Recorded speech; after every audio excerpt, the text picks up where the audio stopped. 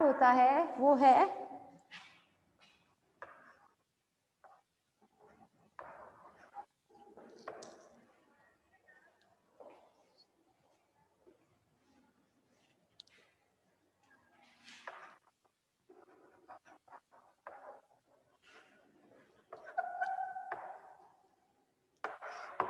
Crustacean larva.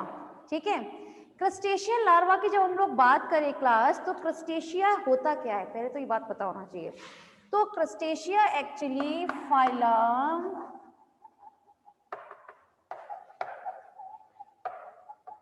Arthropoda की class है। ठीक है, जब हम फाइलम आर्थ्रोपोडा को जब हम क्या करते हैं, क्लासिफाई करते हैं आगे क्लासेस में, तो उसकी एक क्लास होती है जिसे हम बोलते हैं क्रस्टेशिया। ठीक है, तो अब हमें क्या करना है, उसी क्रस्टेशिया में आने वाले सभी मेंबर्स में, उसमें आप लोगों ने जब पढ़ा होगा तो एक बताया जाता है कि उसमें लार्वल फॉर्म पाई जाती है। ठीक है, तो अब आपको क्या करना है, उन्हीं लार्वल फॉर्म्स के बारे में स्टडी करना है। जैसे अगर जब हम लोग बात करें इनके लार्वा फॉर्म्स के बारे में, तो इसमें बहुत सारे लार्वा फॉर्म्स पाए जाते हैं, जैसे नोप्लियस लार्वा, मेटानोप्लियस, साइक्लोप्सिस, जोइया लार्वा, ऐसे और भी बहुत सारे लार्वल्स हैं जो क्या होते हैं आपके क्रस्टेशिया, क्लास क्रस्टेशिया में आते हैं। इसके जंतुओं, इसके एनिमल्स में जनरली लार्वा फॉर्म पाई जाती है। ठीक है, तो आपके सिलेबस में अब क्रस्टेशियन लार्वा है, ठीक है, जिसके बारे में आपके में एग्जाम्स में आता है और बहुत बहुत बहुत ज्यादा इंपॉर्टेंट होता है। ठीक है, जिसमें जनरली आ ही जाता है किसी ना किसी लार्वल फॉर्म के बारे में, हर एक साल छोड़कर लगभग आता ही आता है। तो चलिए देख लेते हैं हम लोग।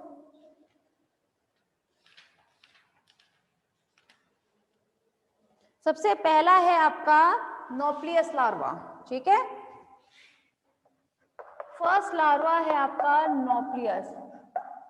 क्लास पहली बात तो ये है कि जब हम बात करें आपके क्रस्टेशियन लार्वा के बारे में, तो नोप्लियस लार्वा को first larval form of crustacea माना जाता है। क्या मानते हैं हम इसे, हम फर्स्ट लार्वा।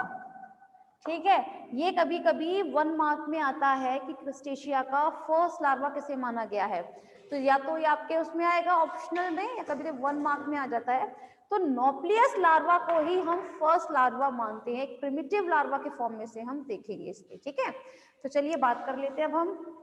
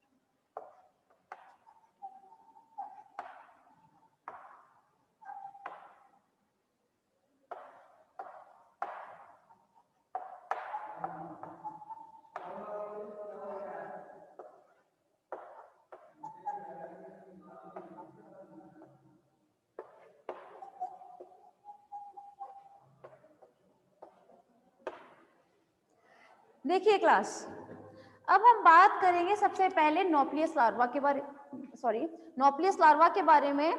तो जब नोप्लियस लार्वा जो होता है, पहली बात, इस नोप्लियस लार्वा में प्रेजेंट होते हैं 3 pairs appendages. 3 pairs appendages present होते हैं। ठीक है।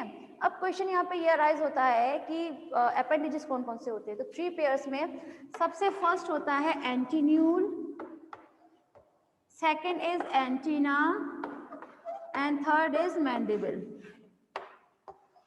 ठीक है, तो यहाँ पर ये 3 पेयर्स है। तो जो यहाँ पे अपेंडेजेस है सिमिलरली वो इस तरफ भी है, इसीलिए क्या लिखा हुआ है, it is the 3 pairs of appendages. कौन कौन से हैं, एंटीन्यूल, एंटीना एंड मैंडिबल। ठीक, लेकिन जब हम बात करें आपके इन क्या कहते हैं अपेंडेजेस के बारे में, तो ये एंटीन्यूल जो होता है ये होता है एक्चुअली आपका यूनिरेमस।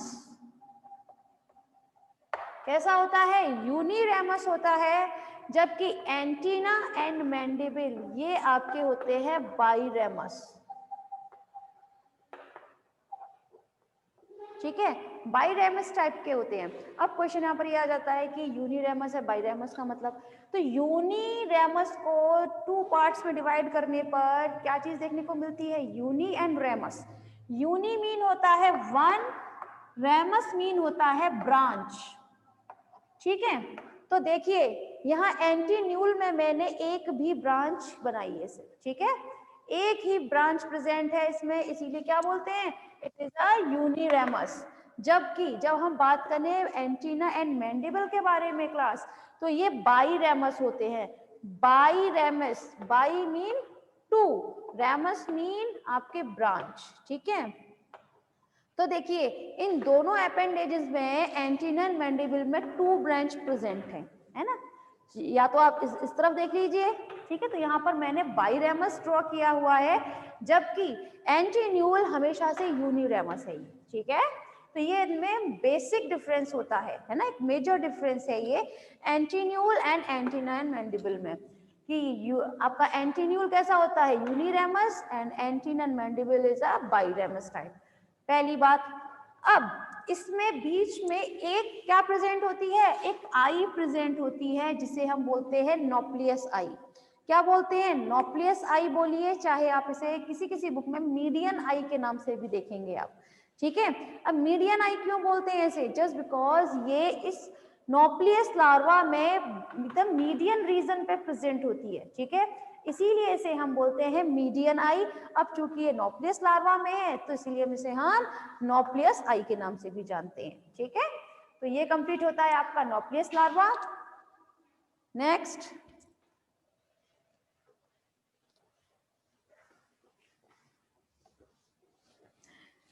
Second year. पहली बात, क्रस्टेशियन लार्वा में आपको सिर्फ और सिर्फ डायग्राम अच्छे से याद रखने हैं। ठीक है, क्योंकि थ्योरी तो आप डायग्राम में से ही बनाएंगे। ठीक है, और उसमें डायग्राम बनाने के लिए ही आते हैं। Next is metanauplius larva.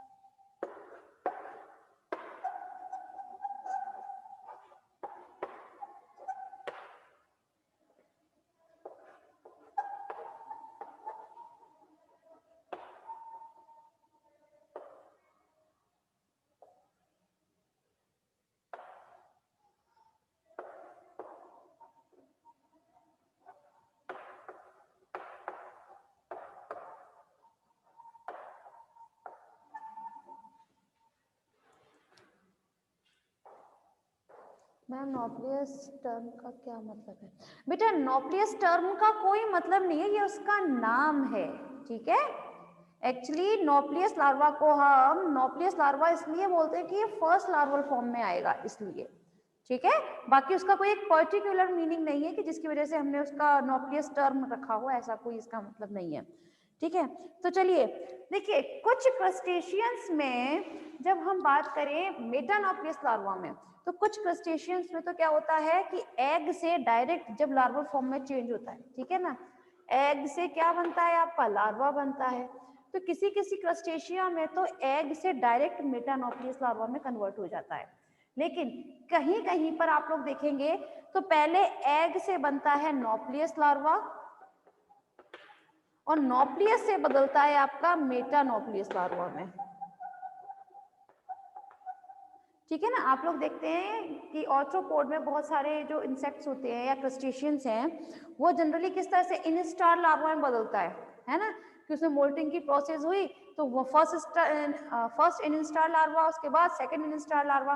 तो इस तरह से जब आप इंस्टार लार्वा में कन्वर्ट करते हैं तो किसी किसी में तो डायरेक्ट आप एग से आपका मेटानॉप्लियस बन जाता है, लेकिन किसी किसी में पहले एग से नॉप्लियस और नॉप्लियस से मेटानॉप्लियस लार्वा बना करता है, ठीक है। तो इनमें दोनों में डिफरेंस क्या है वो जरा देख लेते हैं हम लोग। देखिए, जहां हम लोग अपेंडेजेस की बात करें तो जाहिर सी बात है ऑर्थ्रोपोड में क्लास है क्रस्टेशिया, तो अपेंडेजेस तो प्रेजेंट होंगे ही, इसीलिए मेटानॉप्लियस लार्वा में भी अपेंडेजेस प्रेजेंट होते हैं, जिनमें कौन कौन से होते हैं, मैक्सिला, मैक्सिलीपीड्स, ये मैक्सिलीपीड्स प्रेजेंट होती है इसके जो एब्डोमिनल रीजन होता है, ठीक है, वहां प्रेजेंट होती है आपकी मैक्सिलीपीड्स। इसके अलावा मैंडिबल, एंटीना, ठीक, ये सभी क्या है इसमें प्रेजेंट जो इसके अपेंडेजेस हैं वो। लेकिन इसके अलावा और भी बहुत सारे अपेंडेजेस पाए जाते हैं, लाइक इसमें स्टार्टिंग में इसके एंटीरियर पोर्शन पर एक ऑर्गन प्रेजेंट होता है जिसे हम बोलते हैं फ्रंटल ऑर्गन, वहीं इसके टेल रीजन की तरफ क्या प्रेजेंट होता है आपका, कॉर्डल फॉर्क। कॉर्डल फॉर्क क्यों कहते हैं इसे हम, पहली बात तो ये कॉर्डल रीजन पर प्रेजेंट है इसलिए, और दूसरी बात ये फॉर्क लाइक स्ट्रक्चर में है, इसीलिए इसे हम क्या बोलते हैं, कॉर्डल फॉर्क के नाम से जानते हैं। वहीं जब हम बात करें इसमें मेटानॉप्लियस में एब्डोमिनल रीजन के बारे में, तो इसका thorax region and abdominal region, इन दोनों में सेगमेंट्स प्रेजेंट होते हैं, है ना, इनकी बॉडी में क्या प्रेजेंट होंगे, ये सेगमेंटेड बॉडी है चूंकि, ठीक है, तो इसमें सेगमेंट्स जो हैं वो बहुत क्लियरली देख सकते हैं आप, इसके एब्डोमिनल रीजन में जो सेगमेंट्स हैं वो कैसे हैं, एकदम क्लियर होते हैं, बहुत क्लियरली आप देख सकते हैं। वहीं इसके अलावा इसके हेड रीजन में एक आई प्रेजेंट होती है, ठीक है, जिसे हम बोलते हैं मीडियन आई। यहाँ पर मैंने आपको वन पेयर आई नहीं बोला है, सिर्फ वन आई बोला है, ठीक है, क्या कहा है कि यहाँ पर सिर्फ वन सिंगल आई प्रेजेंट होती है, जैसे हम बोलते हैं मीडियन आई। अब क्वेश्चन यहाँ पर ये अराइज होता है कि मीडियन आई क्यों बोलते हैं, जस्ट बिकॉज ये आई की जो पोजीशन है वो कहाँ होती है, मीडियन में होगी, एकदम मीडियन में प्रेजेंट होती है, इसीलिए इसे हम बोलते हैं मीडियन आई, ठीक है, क्लियर हुआ होगा उपसो।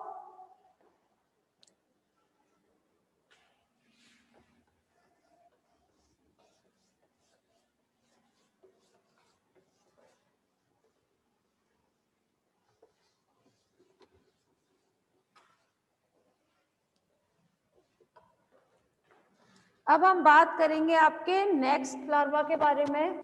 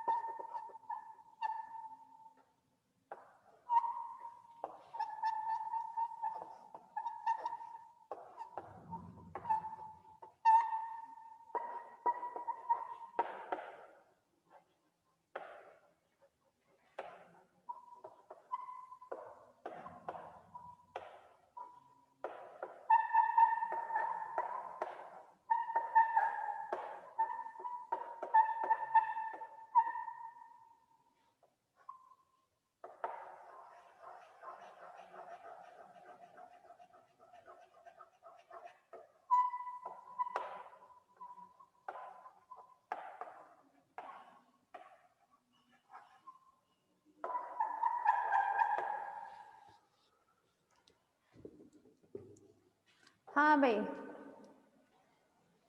क्लास ध्यान दीजिएगा, यहाँ हम बात कर रहे हैं जोइया लार्वा के बारे में, ठीक है।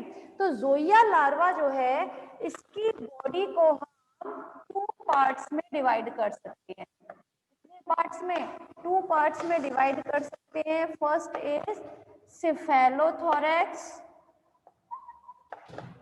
एंड सेकंड इज एब्डोमेन, ठीक है। तो फर्स्ट क्वेश्चन यहाँ पर ये आता है, सिफेलोथोरैक्स क्या है? तो सिफेलोथोरैक्स मीन जिसमें सिफेलम एंड थोरैक्स दोनों आते हैं। भाई सिफेलो टर्म कहाँ से आया है? तो सिफेलो टर्म आया है आपके सिफेलम से। सिफेलम मीन होता है हेड रीजन। तो मतलब कहने का ये है कि सिफेलोथोरैक्स जो है, इसी में आपका हेड एंड थोरैक्स दोनों एक ही जगह आ जाते हैं, ठीक है। मतलब एक ऐसी जगह जहां पर आप हेड और थोरैक्स में डिफरेंशिएट ना कर सके कि यहाँ पर हेड कहाँ पर खत्म होता है, थोरैक्स कहाँ से स्टार्ट होगा। क्या आप बता सकते हैं यहाँ पर कि भाई कहाँ पर फिनिश हो रहा है और कहाँ से स्टार्ट हो रहा है आपका थोरैक्स? नहीं बता सकते ना। तो इसीलिए जब ऐसी कंडीशन होती है कि जब हम हेड और थोरैक्स को डिफरेंशिएट नहीं कर पाते, तो उस कंडीशन में हम क्या करते हैं, उसको एक टर्म दे देते हैं और उसे हम कहते हैं इट इज अ सिफेलोथोरैक्स, ठीक है, जिसमें ये सिफेलम भी है, मतलब हेड रीजन भी है और थोरैक्स रीजन भी है, दोनों आ जाते हैं। और सिफेलोथोरैक्स में आते हैं इसमें अपेंडेजेस, वहीं सिफेलोथोरैक्स के नीचे के पोर्शन को हम बोलते हैं एब्डोमेन रीजन। क्या कहते हैं? एब्डोमेन रीजन कहते हैं। देखिए क्लास, इसके बारे में थोड़ी टाइम के बाद बात करेंगे, लेकिन पहले आप ये देख लीजिए एब्डोमिनल रीजन की जब हम लोग बात करें तो ये एब्डोमेन रीजन जो है, इसमें 6 सेगमेंट्स प्रेजेंट होते हैं। कितने? 6 सेगमेंट्स प्रेजेंट होते हैं। काउंट कीजिए, 1 2 3 4 5 6, ठीक है। इसमें एब्डोमिनल रीजन में कितने सेगमेंट्स हैं? 6 सेगमेंट्स प्रेजेंट हैं और 6 सेगमेंट्स के नीचे एक कॉर्डल फॉर्क प्रेजेंट होती है। जैसे अभी थोड़े टाइम पहले उसमें ही बनाई थी हमने मेटाजोइया, उस क्या बोलते हैं, मेटानोक्लियस लार्वा में। तो सिमिलरली आपके जोइया लार्वा में भी क्या चीज प्रेजेंट है, सॉरी, कॉर्डल फॉर्क प्रेजेंट होती है, ठीक है। अब इस सिफेलोथोरैक्स के बारे में क्लास हम लोग कल बात करते हैं। आज के लिए बस इतना ही।